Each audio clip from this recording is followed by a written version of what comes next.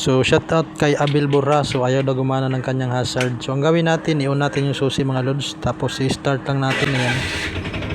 Pagkatapos natin may start mga lods, i-on natin itong hazard switch. Ngayon kung wala kayong makikita dito pagka-on ninyo, dapat magbi-blink yan mga lods. Ngayon kung walang blink yan mga lods, walang blink yan, ito yung puntahan nyo mga lods. Kasi ang normal niyan, nagbi-blink talaga.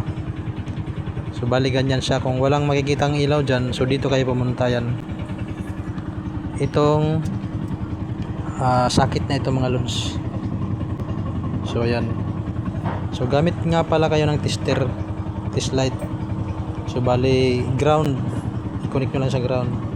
Tapos testerin nyo ito mga idol, itong sakit na ito, ayan. So dapat ang dalawang wire na yan mga lods, pag tinest nyo ay umiilaw. So ang nagbi-blink na yan mga lods, yan ang output galing sa flasher relay. Yung naka-steady naman na ilaw, yan ang input papunta sa flasher relay. Yan ang supply galing sa battery. So ayan, dapat may ilaw dyan mga idol. Kung wala yan mga idol, ang mostly na problema dyan mga idol ay yung sakit. So ganun rin yan sa pag nag signal kayo, ganun rin yan mga idol. Dapat may ilaw din yan dyan. Yan, dapat umiilaw din siya. Bali ganyan mga lods, yung isa steady, yung isa parang naka-hazard, kasi yan ang labas na kuryente galing sa flasher relay. Yan, nagbi-blink siya mga idol.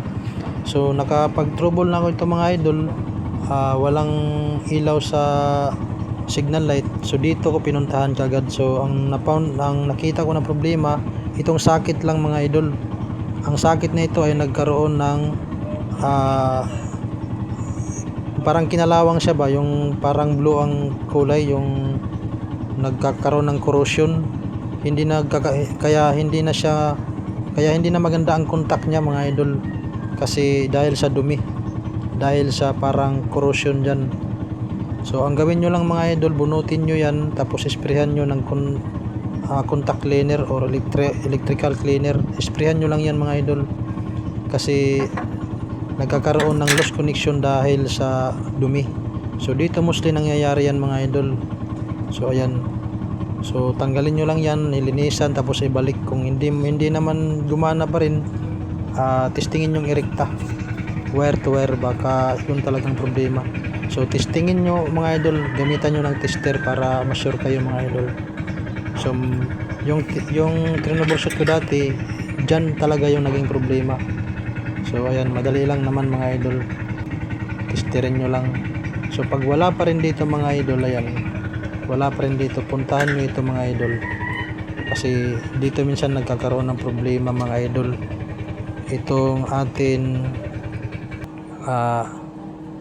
ito yung hazard switch, tanggalin nyo lang yan mga idol, tanggalin yung sakit, isprayan nyo ng contact cleaner. So sure ball ako dyan, gagana na yan mga idol. Ayan, itong switch na ito mga idol, ito yung hazard switch. So yun lang, maraming salamat. Sana na